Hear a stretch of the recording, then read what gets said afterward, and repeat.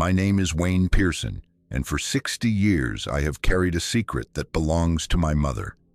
I gave her my word at her kitchen table in 1962 when I was 5 years old, and I gave it to her again at her bedside in the spring of 2010 when she was 78 and the cancer in her bones had come for the part of her that could still speak. Both times I promised the same thing, that I would never tell anyone what had helped us in the years after my father died. On our 40-acre piece of cut-over ground in Boundary County, Idaho, back when we had no money, no close relatives, and no neighbors inside 10 miles who would have done what needed doing anyway.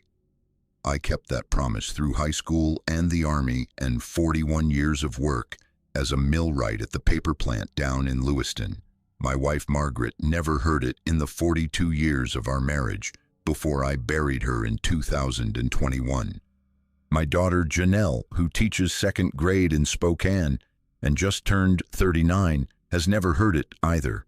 Not a friend, not a coworker, not a doctor or a bartender or some stranger on a long bus ride. She had her reasons for asking, and in rural Idaho in the 1960s, a widow alone with a small child did not get the benefit of the doubt when she told a story like ours.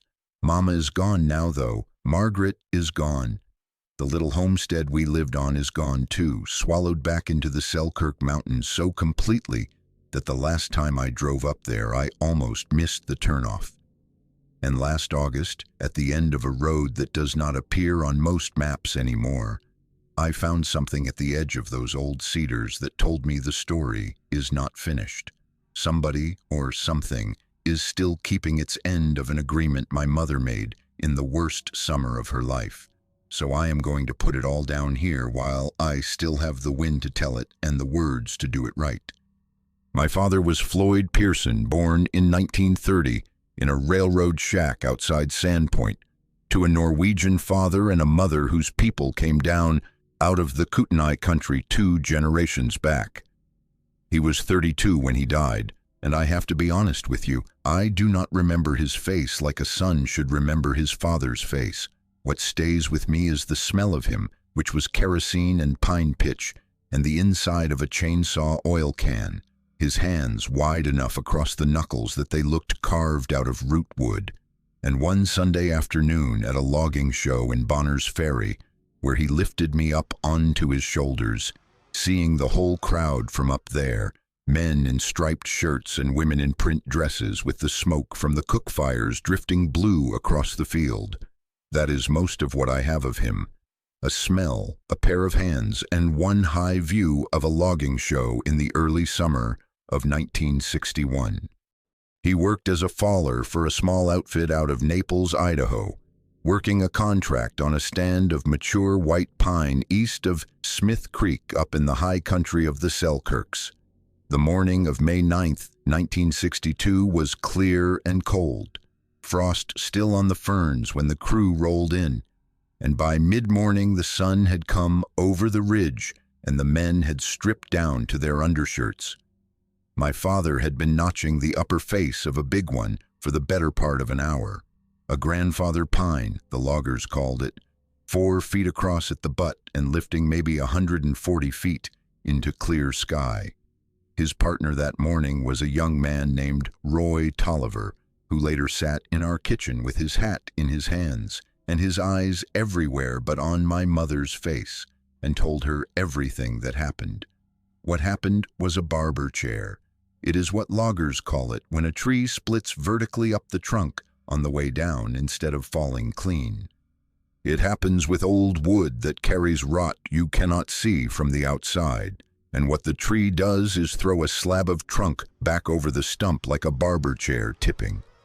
Roy Tolliver said my father had time to take one step, and he took it in the wrong direction. It killed him instantly. The whistle punk who came running down from the landing was a kid not much older than I am right now telling this story, and he threw up in the duff and then sat with his back against another pine and cried for 10 minutes before he could get himself upright and run for the radio. They brought my father home in the bed of a Forest Service pickup, with a green canvas tarp over him. I can still see that truck coming up the rutted track to our house, and my mother walking out onto the porch and stopping with one hand on the post, stopping like somebody had pulled a plug out of her, and Roy Tolliver getting out of the passenger side with his hat already off. I was 5 and did not understand any of it, but I understood how she stopped on that porch, and I have never forgotten it. That was the moment my childhood ended, in the way the world counts childhoods, and a different kind of childhood started that the world has no name for. We held the funeral at Trinity Lutheran Church in Bonners Ferry on May 14th in the new sanctuary they had dedicated only the year before, and we buried him afterward at Grandview Cemetery up on the hill above town. There were maybe 30 people at the graveside, mostly men from the logging crews and a few of my mother's people from her ranch days down by Naples. The pastor was a thin man with a strong handshake who did not know my father from any other dead logger, and he said the right kind of words in the right kind of order. My mother stood at the graveside in a black wool coat that was too heavy for the weather and held my hand so hard I thought my fingers would come off. Afterward, the women from the church brought a plate of sandwiches to our house and stayed for an hour, and then they went back to their own lives and their own husbands, and we were alone. My mother and me on 40 acres of stumps and second growth in the foothills of the Selkirk Mountains, 28 miles by gravel road from the nearest town, with a dead man's last paycheck, 3 months of canned goods in the cellar, and winter coming in 6 months, whether we were ready or not. The country we were living in is hard to picture if you have never seen it. Boundary County sits at the very top of the Idaho Panhandle, pressed up against Canada and Montana, and the part where we lived was about as remote as you could get without going into the wilderness on foot. Our cabin sat on a south-facing bench above a creek my father had named Hazel Creek for my mother, though it does not appear by that name on any map. The bench had been logged twice and was coming back in lodgepole and tamarack, with a stand of old western red cedars at the upper edge that had been left behind because they were too big and too far from any road to bother with. Above those cedars the land climbed steeply into the Selkirks proper, into country where black bears outnumbered people 50 to 1 and where the trails were game trails or no trails at all. Below us the land sloped down through cut-over ground to the Moy River drainage and eventually to the gravel road that ran out to U.S. Highway 95 and on into Bonners Ferry. We had no electricity. Our water came from a hand pump well. We cooked on a wood stove and lit the long evenings with a propane lantern. We kept 2 dairy goats, 6 laying hens, and a brindle dog named Patch, who slept under the porch and barked at owls. That was the world my mother had to keep me alive in, with no husband, no money, and no plan beyond getting through the summer. Her name was Hazel Marie Pierson, and she was 30 years old the day of the funeral. She had been raised on a cattle outfit south of Sandpoint, the third of 4 daughters, all of them taught to ride before they were taught to read, and taught that complaining was a weakness and self-pity was a worse one. She stood 5'6" and weighed 120 pounds soaking wet, and she could split kindling all afternoon without stopping for water. She had married my father at 19 and followed him up into the Panhandle because he had a chance at a logging contract there, and over the 11 years of their marriage, she had built that homestead, with him board by board and wire by wire. She loved him.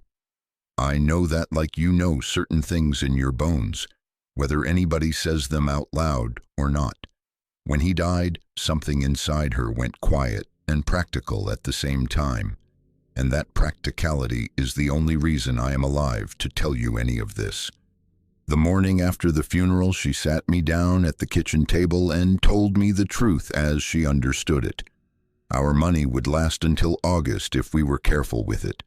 She did not know how we were going to make it through the winter, but we would figure it out a day at a time, and I would have to be a bigger boy than most 5-year-olds were. We were not going back to her people, she said, because her people did not have room for us. We were not going into town because the only work in town for a woman like her was at the cafe or the laundry, and neither paid enough to feed 2 mouths. We would stay on the homestead and grow what we could and hunt what we could and trap what we could, and we would make it through.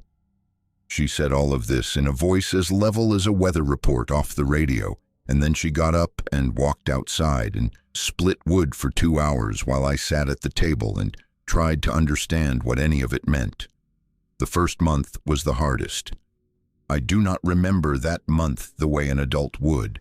I remember the texture of it, the smell of beans cooking on the stove every night, her coming in from the woodlot at sunset with sawdust in her hair and her hands shaking from swinging the maul since lunch, Patch hunting voles in the garden because we could not afford dog food and he had to feed himself, her sitting at the table after I went to bed with my father's ledger book open in front of her, doing arithmetic by lantern light, the same numbers over and over because the answer never changed, and the answer was that we did not have enough. By the second week of June, she had taken stock of everything we could grow in the short Boundary County summer, and she put in a garden 3 times the size of the one she usually kept. Potatoes, turnips, cabbage, carrots, onions, peas, bush beans, and a long row of winter squash. She said we would be eating in February if we were lucky enough to get to February. She set my father's old number 2 traps along the creek for muskrat, his snare wire in the rabbit runs at the upper end of the bench. She cleaned and oiled his .30-30 Winchester and showed me how to load it even though I was too small to fire it, because she said I needed to know how in case something happened to her. Her hands guided mine on the rounds as they went into the loading gate. I can still smell the gun oil from that morning, and even at 5 I understood, somewhere in the back of my head, that what she was teaching me was a goodbye to any childhood I might otherwise have had. The first sign that something had changed came in the 3rd week of June. My mother had been splitting rounds out by the woodshed in the late afternoon, working on a pile of larch she had cut and skidded down from the upper bench by herself with a peavey and the muscles of her own back. She came in for supper and we ate, and after I went to bed, she stepped back out once more to bring in an armload of stove wood for the morning. She told me about it years later when I was old enough to understand it. She had walked out to the woodshed in the long northern twilight, and the pile of unsplit rounds that had been there at supper time was gone, not taken. Split and stacked against the back wall of the shed in 3 neat ricks, every piece halved or quartered and laid end to end like she would have stacked it herself if she had another 4 hours and 2 more arms. The maul was still propped where she had left it, the axe too. Nothing on the ground showed who had done it. Only the stack was different, fresh and orderly, with the cut faces still pale where they had not had time to weather. She stood by that shed for a long time. Her first thought, she told me, was that one of the men from the logging outfit had come up out of pity, maybe Roy Tolliver, maybe one of the others, and had wanted to do her a kindness without making her feel she owed him anything. But the road into our place was a half-mile of rutted track, and no truck could come up without her hearing it from the cabin. There had been no truck, no horse, no barking from the dog, and the stack itself was too patient, too careful for a man working fast to surprise a widow. A man working fast leaves the rounds in a pile and gets out before he is seen. Whatever had done this had taken its time and done it right, and done it in absolute silence within 50 yards of the cabin while she ate her beans at the table. The next morning she said nothing to me.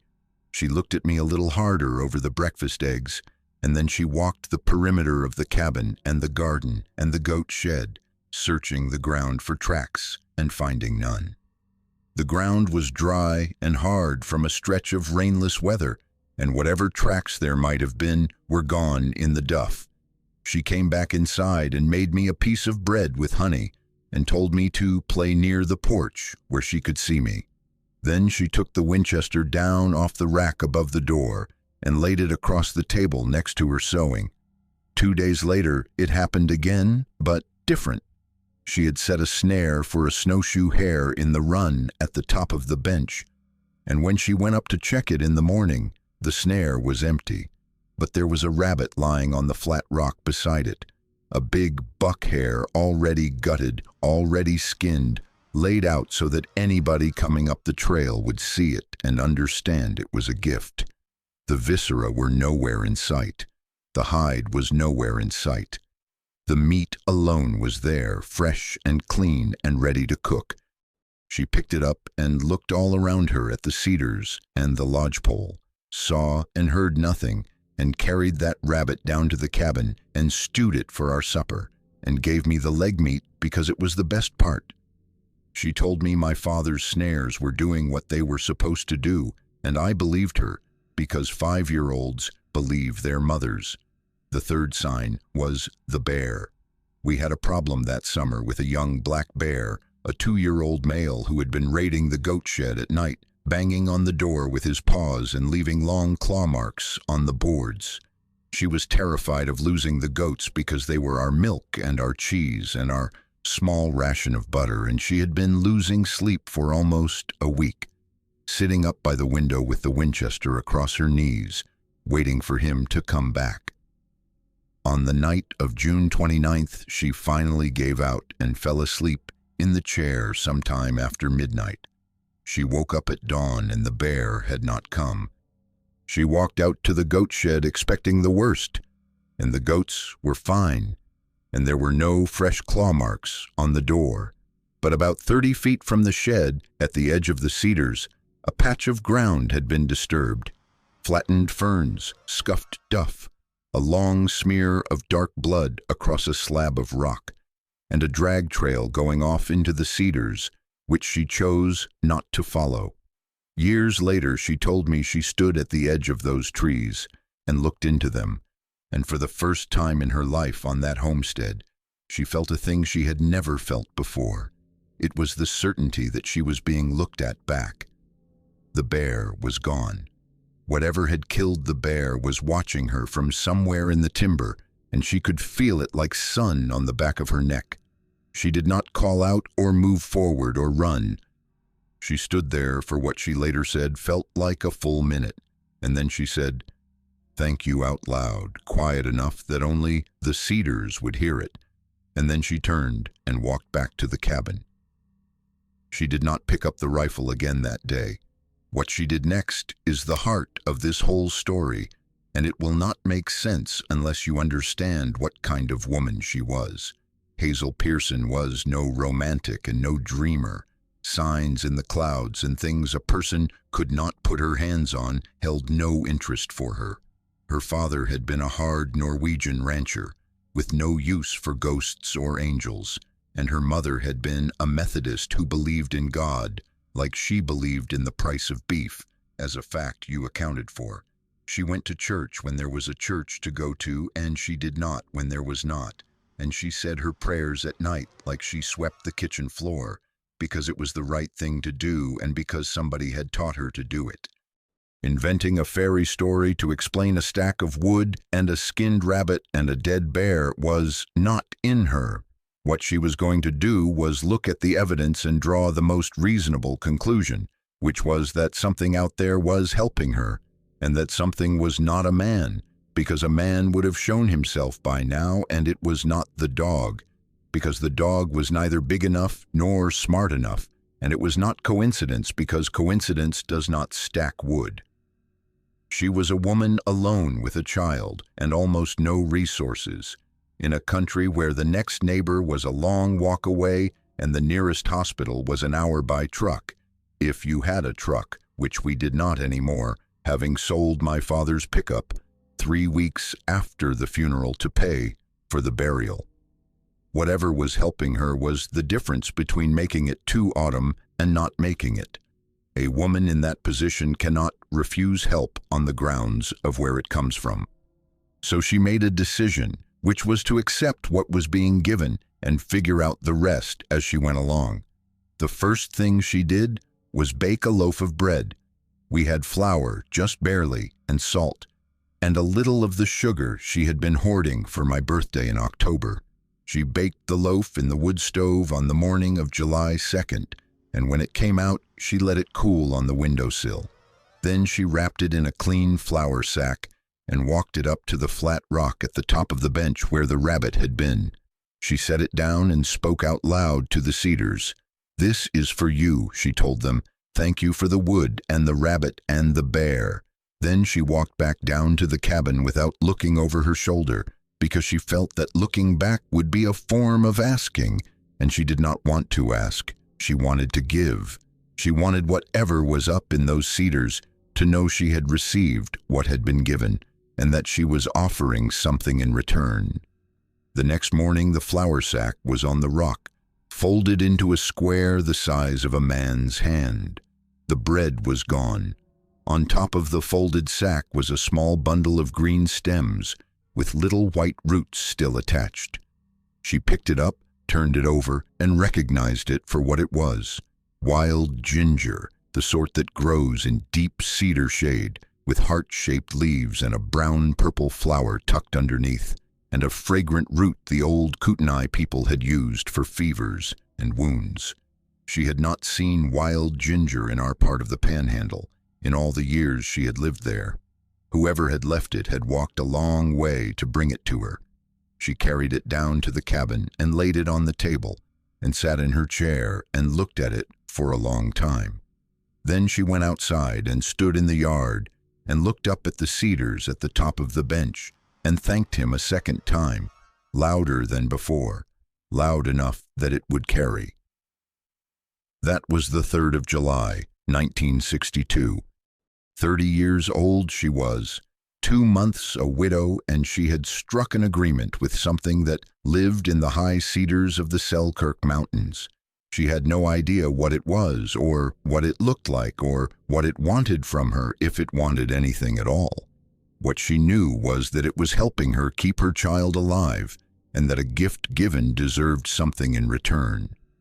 She walked back into the cabin and sat me down again at the same kitchen table where she had sat me down the morning after the funeral, and she told me there was a friend up in the cedars, a shy friend, a friend bigger than any other and not shaped like any other, and one who would never come close to the cabin. If I ever saw him at the edge of the trees, she said, I was not to be afraid, and I was not to run, and I was not to call out. I was to stand still and watch him, and then I was to go back to whatever I had been doing. She made me promise, and I was 5 years old and did not really understand what she was telling me, but I gave her my word, the way a 5-year-old gives his mother his word, completely and without reservation, and she kissed me on the top of the head and went back outside to weed the garden. For 2 more weeks, I did not see him. Mama saw him once, at dawn on the 11th of July, when she went out to milk the goats. She told me about this on the night before she died, in 2010, in a hospice room in Sandpoint that smelled like lemon cleaner and old roses. She came out of the cabin in the gray light and looked up the bench toward the cedars the way she had taken to looking up the bench every morning, and there he was, at the very edge of the tree line. He was not coming forward and he was not going back, only standing there, looking down at the cabin like a man might look at a place he had grown up in and not seen for a long time. She told me he was bigger than any man she had ever seen by half. His hair was the color of the bark on the cedars behind him, dark and seamed almost black in the low light. His shoulders were wider than the doorway of our cabin, his arms hung longer than they should have, and his face was a face she could not describe to me, even at the end of her life, because the words for it were not in her vocabulary. Whatever he was no man and no bear, and not anything she had ever read about in a book or a magazine. He was something else. He was looking at her and she was looking at him, and the moment lasted maybe 5 seconds before he turned and walked back into the cedars without a sound. She set down the milk pail and went back inside the cabin and sat in her chair and shook for 10 minutes. It was not fear. It was finally seeing the size of what she had been thanking for 3 weeks. She told me she cried, which was something I almost never saw her do, and then she got up and washed her face and went back out to milk the goats, because the goats still needed milking and the day still had to be lived, and there was a child inside the cabin who needed his breakfast. That was my mother. The world could turn over on its axis in front of her, and she would still get the goats milked. I saw him for the first time on the afternoon of July 20th. That afternoon, I was playing in the dirt by the woodshed with a piece of baling wire I had bent into the shape of a horse, and Patch was lying in the shade with his tongue out, and my mother was inside canning peas. I looked up because Patch's ears had come forward like they did when he spotted a deer at the edge of the garden, and I followed the line of his gaze up the bench to the cedars, and there he was, standing between 2 of the big trunks, looking down at me. What I thought at 5, sitting in the dirt looking up at him, is something I have spent 60 years trying to do justice to, and I still cannot. There was no fear in me at all. He was enormous and still, watching me with eyes that were dark and patient, and the feeling I had was the feeling you get when a grown-up you have never met walks into a room and you can tell instantly, like children can tell, that they are a safe person. That is what he felt like, a safe person at the edge of the trees. I set my baling wire horse down careful, the way Mama had taught me not to startle Patch, and I stood up slowly and looked at him. He looked back. Neither of us moved. Patch never barked. The peas hissed inside the canner on the stove, and a jay called somewhere up the creek. After a few seconds, he raised one hand slowly and held it palm out toward me, and then he lowered it, and then he stepped backward into the cedars and was gone. I sat back down in the dirt and picked up my baling wire horse and went back to playing. She came out 20 minutes later to bring me a piece of bread, and she found me humming to myself and digging a little corral for the horse, and she asked me what I had been doing, and I told her I had been playing. And then I told her, like a 5-year-old tells a thing, that the friend in the cedars had come out and waved at me. I said it like I might have mentioned a robin landing on the fence.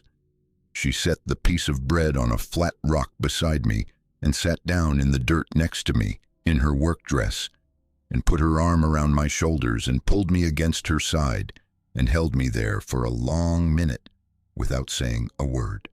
When she finally let go, she asked me gently whether I had been afraid, and I told her I had not. She asked me whether I had stayed where I was like she had told me to, and I told her I had. She nodded once, got up, walked into the cabin, and a few minutes later I heard her crying through the open window. It was the same quiet, careful crying she had done at the sink the morning after my father's funeral. I did not understand then why my report had made her cry. I understand now. She had been carrying our survival on her own back for 2 months, and she had just learned the weight had been quietly shared with somebody else, and that her child had not been afraid of him, and that whatever was in the cedars had chosen to show itself to her son in the gentlest way it knew how. What she was crying from was not sorrow. It was a relief that does not have a clean name in any language I know. That night, after supper, she sat me on her lap in the rocking chair by the stove and told me what she wanted me to understand. The friend in the cedars, she said, was the reason we had wood for the winter and meat in the pot and goats still in the shed. He was a very old kind of person who lived in the deep woods and who did not like to be looked at and who would never hurt us.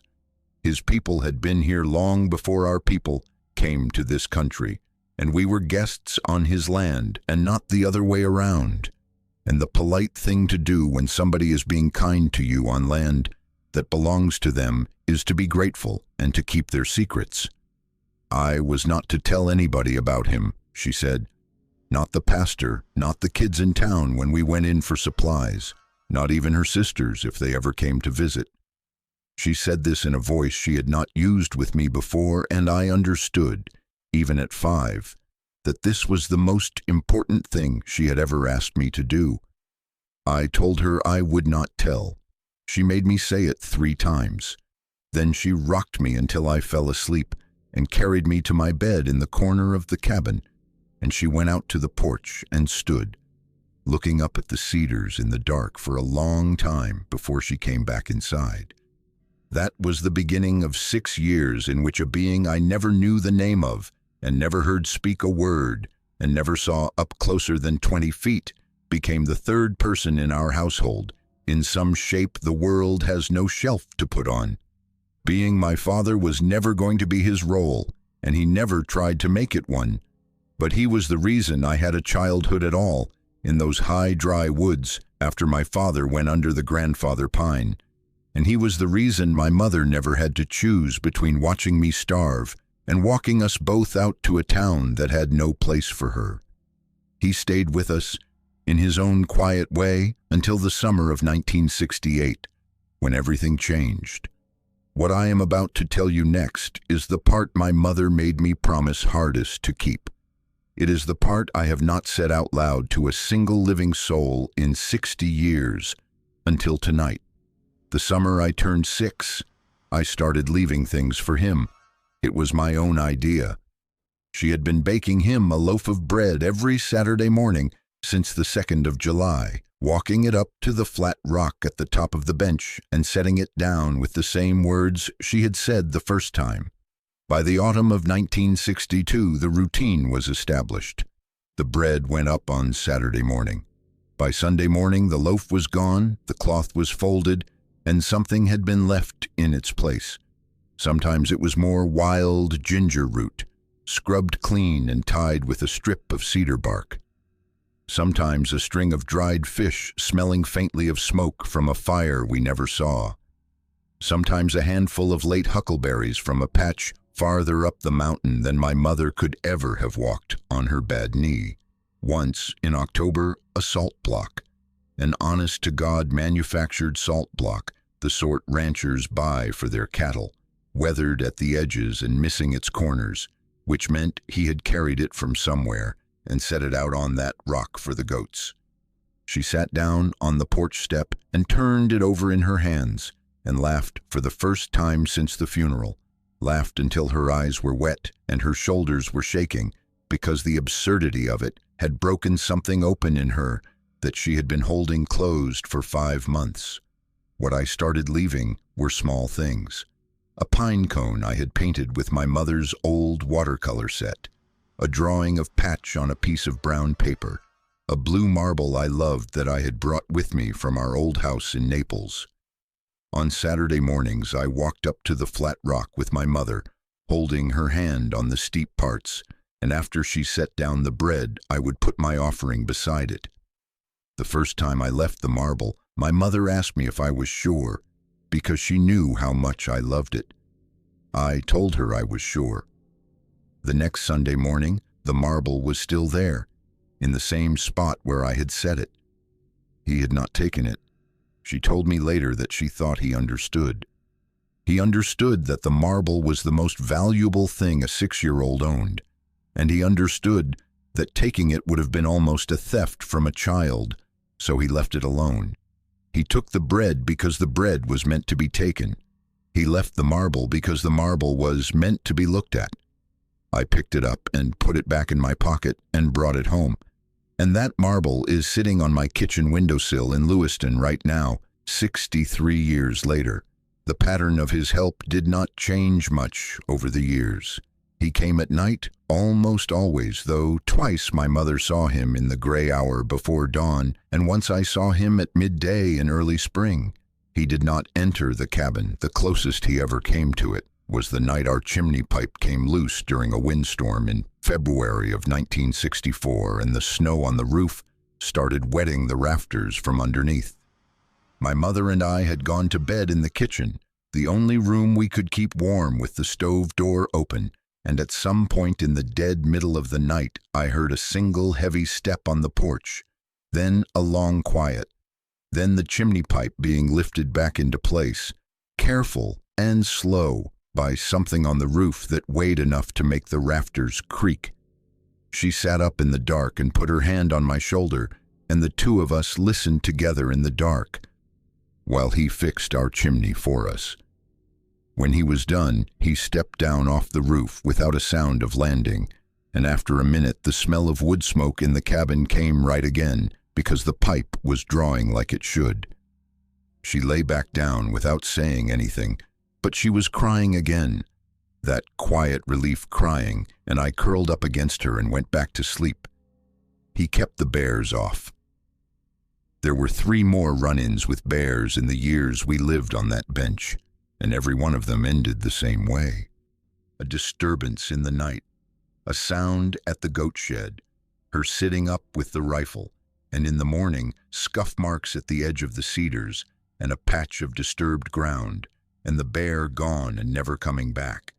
We never lost a goat, we never lost a chicken to anything except the weasel that finally got Henny in the spring of 1965, and that one was a small thing because it was a weasel, and there was nothing he or anybody else could have done about a weasel. He kept the cougars off too. Twice my mother found cougar tracks at the edge of the garden in the morning, and twice those tracks ended at the cedars, and twice there was a long smear in the duff that made it plain the cougar had not made it back to wherever it had been going. He brought us deer. 3 times in those 6 years, we woke up to find a quartered mule deer hanging from the limb of the big larch behind the cabin, butchered cleaner than my mother could have done it herself.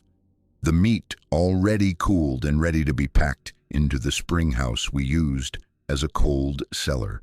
The first time it happened, in the autumn of 1963, my mother stood under the larch with her hands on her hips and looked at the meat for a long time before she went and got the canvas and brought it down. Years later, she admitted she had felt embarrassed that first time, embarrassed by the size of the gift, by the labor it represented, and by the fact that she could not refuse it without giving offense and could not accept it without admitting how much she needed it. That Saturday she left an extra loaf of bread and a jar of her huckleberry preserves, the last jar from a batch she had been saving for Christmas.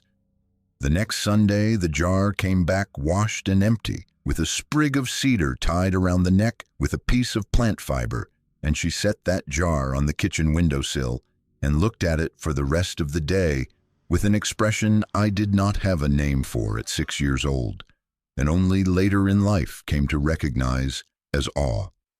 He watched over me sometimes when my mother had to leave me alone. There were days when she had to walk down to the gravel road to meet a man named Pete Jorgensen, who came up from Bonner's Ferry once a month with a few groceries and the mail, and on those days I was supposed to stay on the porch and not wander off until she got back. I was a good kid and usually did what I was told, but I was also 6 years old and 7 years old and 8 years old, and sometimes I wandered anyway. The first time it happened, I had walked down to the creek to look for crawdads, and I had slipped on a wet rock and skinned my knee badly enough to bleed through my pants, and I had panicked and tried to run back up to the cabin and gotten myself turned around in the alder thicket along the creek bottom. I came out into a little clearing I did not recognize and stopped and started crying, like a child cries when he realizes he is lost.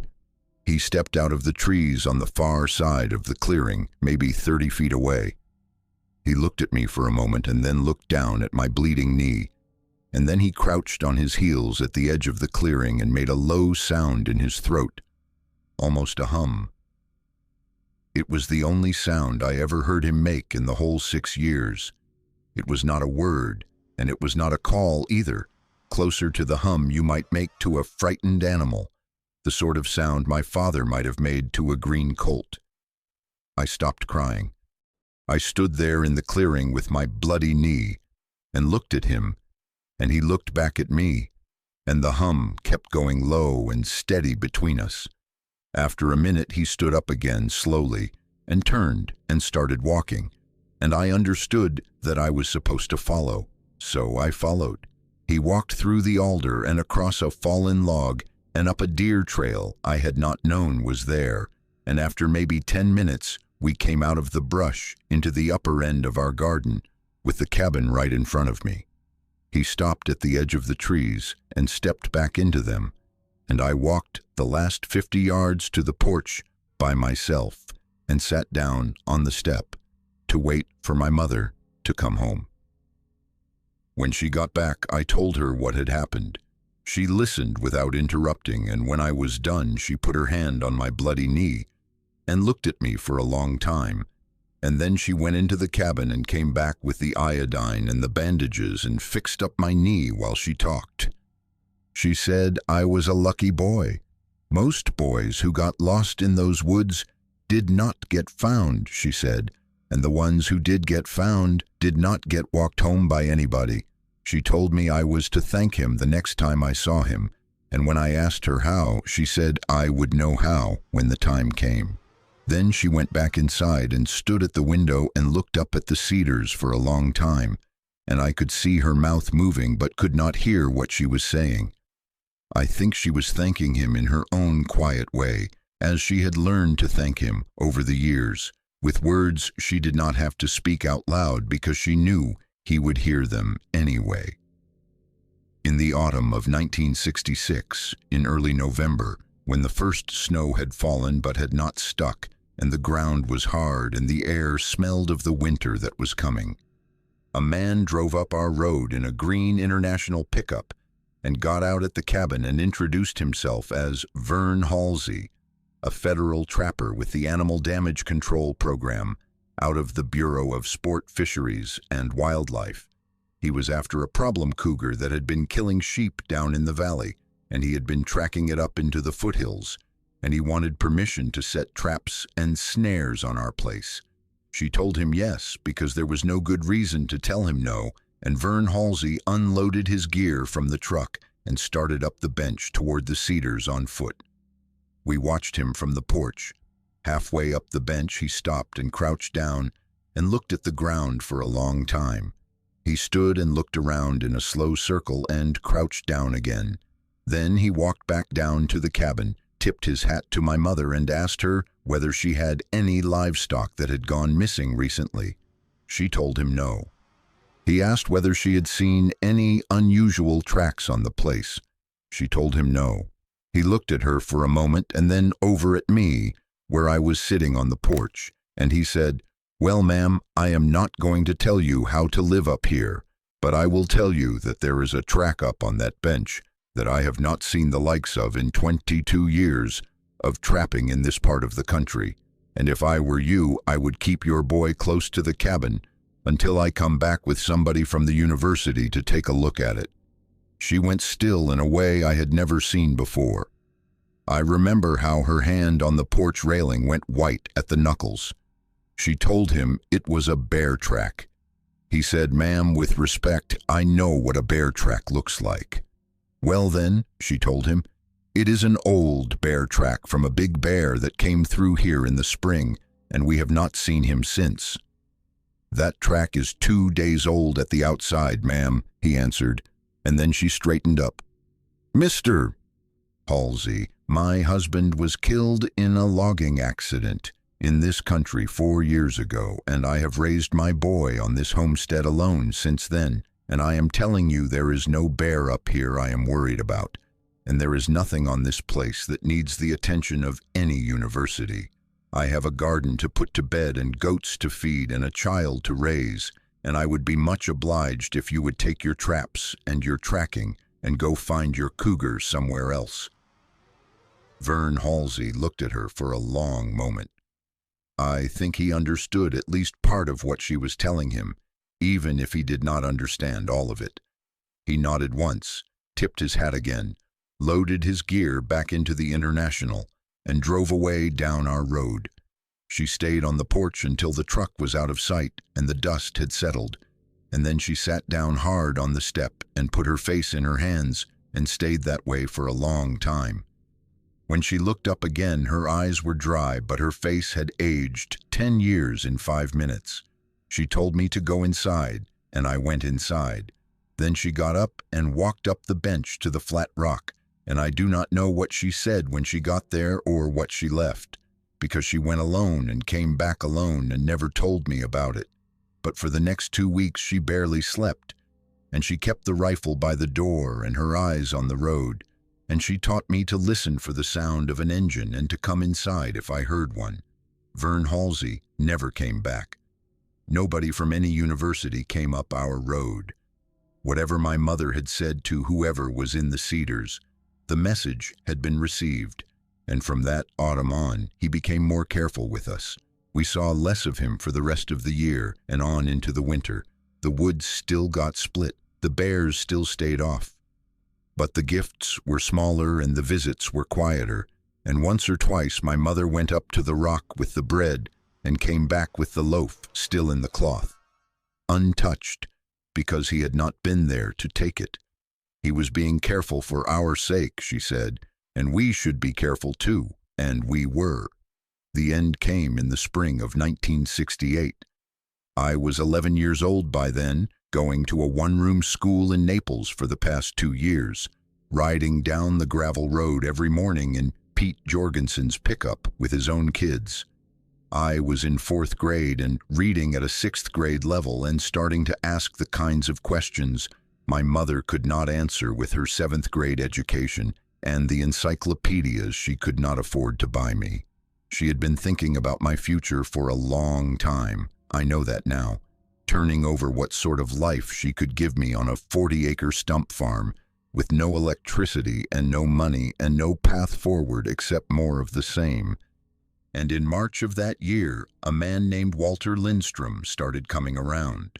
Walter was a widower, 53 years old, who ran a feed store in Bonners Ferry. He had known my mother's father from the old days down in Sandpoint, and somewhere along the way he had heard that Floyd Pierson's widow was still up on the Hazel Creek place by herself. One Saturday, he drove up the road in a clean white Chevrolet pickup, introduced himself, and asked if he could sit on the porch for a few minutes. She let him. They talked about her father and about the price of feed and about the long winter, and after an hour, Walter got back in his truck and drove away. He came back the next Saturday with a sack of flour and a tin of coffee. The Saturday after that, he brought a roll of chicken wire she had been needing. By the end of April, he was coming up every Saturday and staying for supper, and by the end of May, he had asked her to marry him, and she had told him yes. I want to be clear about Walter. He was a good man. Being my father was not his role, and he never tried to make it one, but he was kind to me and patient, and he never raised his voice or his hand. And when he and my mother were married at Trinity Lutheran Church in Bonners Ferry on June 8, 1968, he became my stepfather in the best meaning of the word.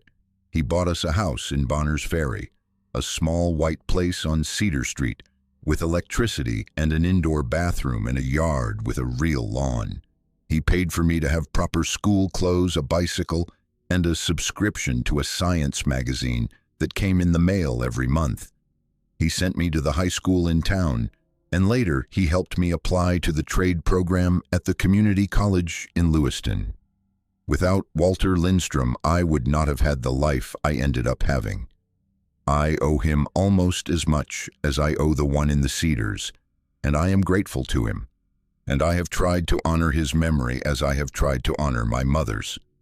But the move out of the homestead in the second week of June 1968 broke my heart in a way I have never fully healed from. I had never lived anywhere else I could really remember, and that bench above Hazel Creek was the only world I knew. The cedars at the top of it were the place where my secret friend lived. And we were leaving him.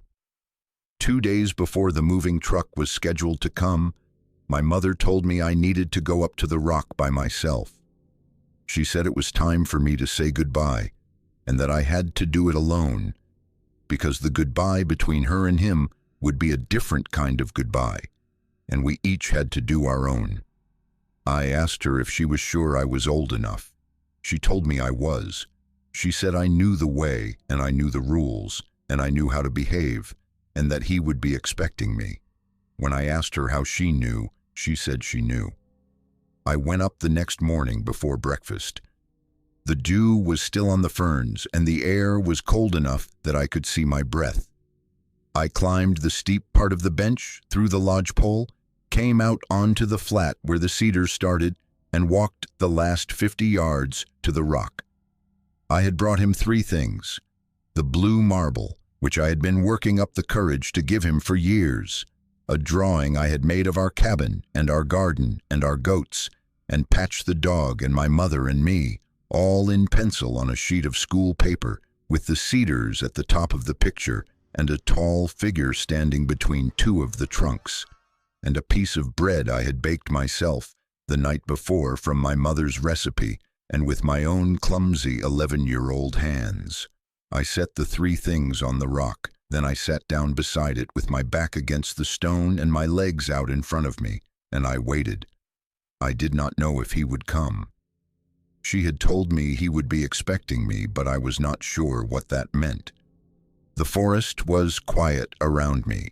The sun was coming up through the cedars in long, slanting shafts that lit up the dust hanging in the air like snow that had forgotten how to fall. After maybe 20 minutes, I heard him. He came down through the cedars from the upslope side, walking in that quiet way he always walked, with no sound except the faint settling of duff under his feet. He came out into the flat and stopped about 20 feet from the rock, the closest he had ever come to me in 6 years, and he stood there looking at me. I stood up.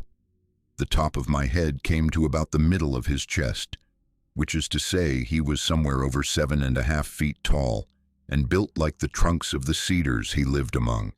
His hair was darker than I remembered from when I was small, almost black across the shoulders, with some silver coming in at the temples and along the jaw. His eyes were the color of wet bark. He looked at me for a long time, and I looked at him, and because I did not know what to say, I said the only thing that came to me, which was thank you. I said it out loud, my voice cracking like an 11-year-old's voice cracks. Thank you for the wood, I told him.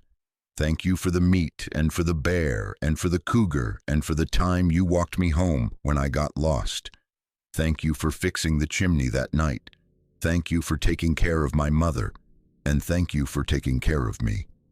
He listened. I am sure of this. I am sure of it like I am sure of my own name. He listened to every word, and when I was done, he made the hum again, that low, soft hum I had heard only once before, in the clearing when I was lost.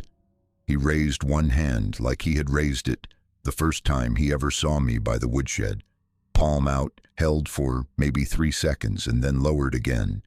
Then he turned and walked back up into the cedars, and he was gone. I sat down on the flat rock and I cried. I cried for a long time, like an 11-year-old boy cries when he is trying hard not to and failing at it. When I was done, I picked up the blue marble and put it back in my pocket, because I understood now that he had never wanted the marble, and that the marble was meant for me to keep. I left the bread and the drawing on the rock. I walked back down the bench to the cabin, where my mother was sitting on the porch in her good dress, the one she was going to be married in, and her face was wet too. And she did not ask me what had happened up at the rock, and I did not tell her. We sat together on the porch step in the early morning light and watched the sun come up over the Selkirks, and I think both of us understood that something had ended we would never find words for, and that the right response to its ending was silence. The moving truck came the next day.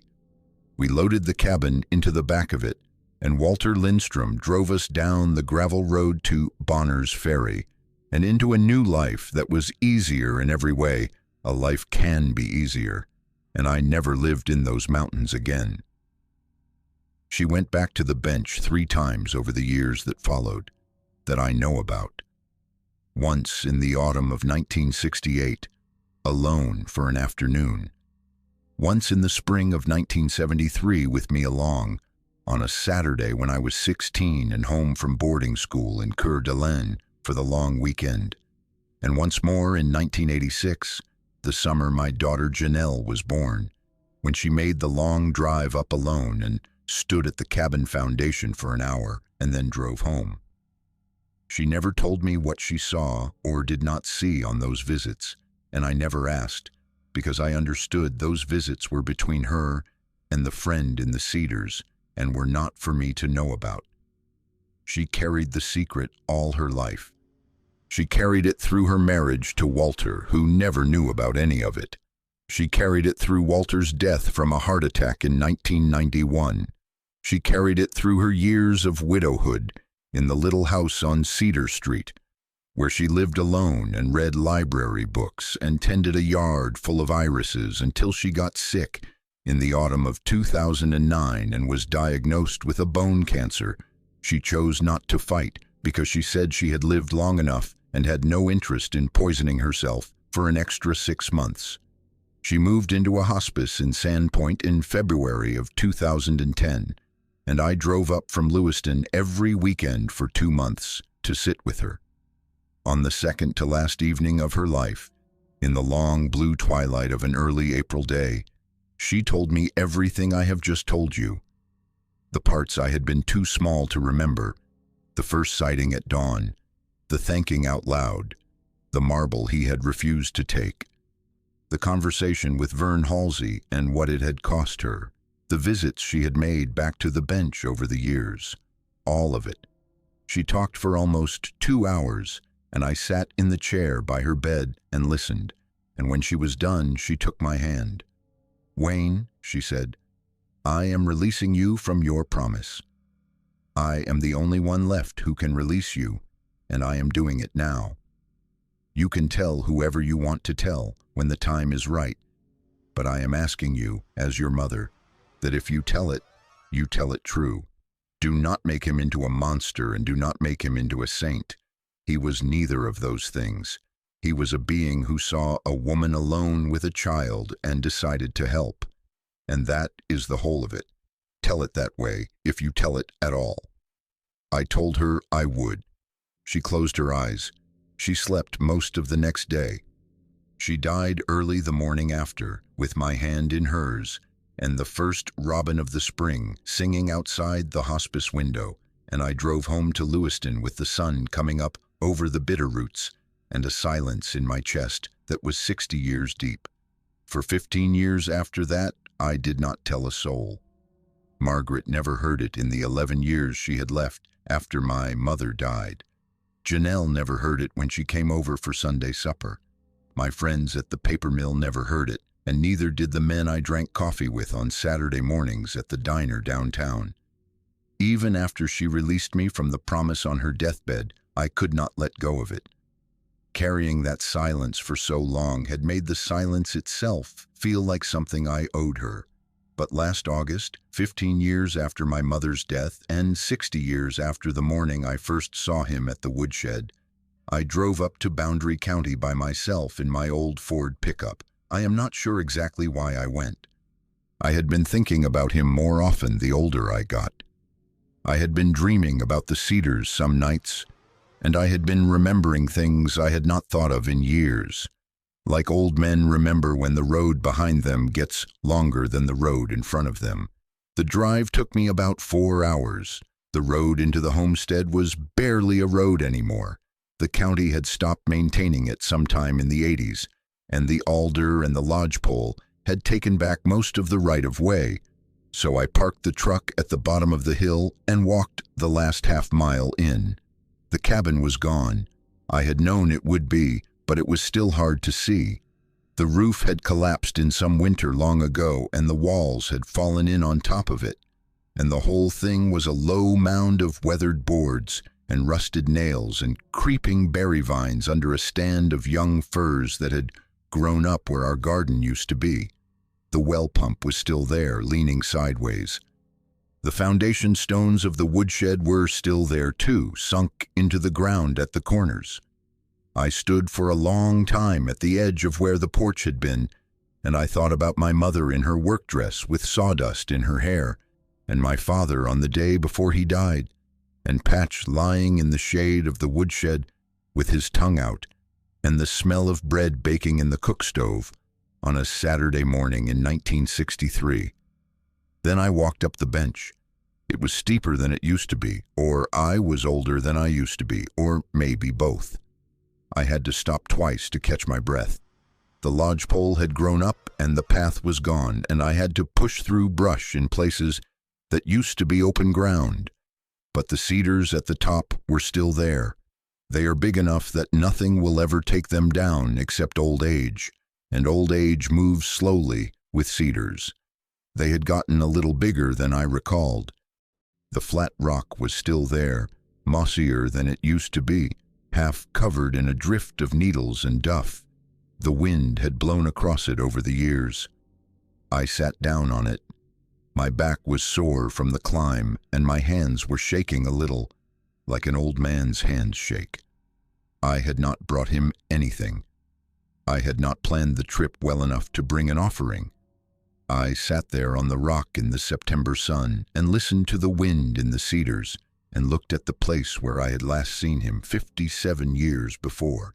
And I said out loud, "Hello," I said, "it's me, Wayne, Hazel's boy." I said, "I came back. I am going to tell it the way she asked me to tell it. I just wanted you to know. I stayed there maybe an hour. I did not see him and I did not hear him, and I was not expecting to. He would be old beyond reckoning by now if he was still alive, and the math of his lifespan is not a thing I know anything about. Even if he was still out there, he had no reason to come down to a flat rock for an old man with bad knees who had not bothered to bring him so much as a piece of bread. I was only there to talk to him, and I had said what I came to say, and I was about to get up and start the walk back to the truck when I noticed the hollow in the side of the rock. I had forgotten about the hollow. The flat rock has a shelf on the downslope side, a place where water has worn the stone away over thousands of years and left a little pocket about the size of a man's two hands, cupped together. Mama used to put things in there when she did not want to leave them out in the open. I had not thought about it in 60 years. I leaned over and looked inside. There was something in it, a small carved object made of pale wood. I reached in and took it out and held it up in the sunlight. It was a horse, a small wooden horse about the size of my palm, carved with a bone tool from a piece of cedar wood. The legs were thin but strong. The head was lifted like a horse lifting its head when it has caught a scent on the wind. The mane had been suggested with tiny grooves cut into the wood. The piece had not weathered, the cuts were clean. The wood was pale and smelled faintly of cedar oil, like fresh carved cedar doughs. It had been left in that hollow recently, within the last month, maybe within the last week, by somebody who had known I was coming, by somebody who had remembered that an 11-year-old boy had once made a horse out of baling wire in the dirt by the woodshed and played with it on the long afternoons when his mother was canning peas inside the cabin. I sat there on the flat rock with the carved horse in my hands, and I cried like I had at 11 years old and had not cried since. I cried for my mother and for my father under the grandfather pine, and for the goats and the chickens and the dog under the porch, and the blue marble in my pocket and the loaf of bread I had baked with my own hands at 10 years old and left on this same rock for a being I was about to never see again. I cried for all of it, and then I stopped crying, wiped my face with my sleeve, and held the wooden horse up in the sunlight and said thank you. I said it like my mother had said it the first time, in 1962, looking up into the cedars from the patch of disturbed ground where the bear had been. I said it loud enough that it would carry. Thank you for everything. Thank you for then, and for now, and for remembering. I said, I am going to tell it true, I promise. Then I put the wooden horse in the chest pocket of my flannel shirt, where I could feel its weight against my heart, and I walked back down the bench to my truck, and I drove home to Lewiston with the wooden horse on the dashboard catching the late light through the windshield. It is sitting on my kitchen windowsill now beside the blue marble. I look at the two of them every morning when I make my coffee. The marble is the gift I tried to give and was given back. The horse is the gift I never asked for and was given anyway, 60 years late and right on time. Together they are the whole story of what my mother and I had on that bench in the years after my father died. A gift refused with kindness and a gift given without being asked. That is what love is, I think, or one shape of it anyway. Love that does not need a name and does not need a face and does not need to come in through the front door and sit at your table to be real. Love that splits your wood at midnight and keeps the bears from your goats and walks your lost child home through the alder and remembers, half a century later, the small wire horse a 5-year-old boy played with in the dirt. My mother did not raise me alone. That is what I want on the record now while I am still here to put it there. She had help.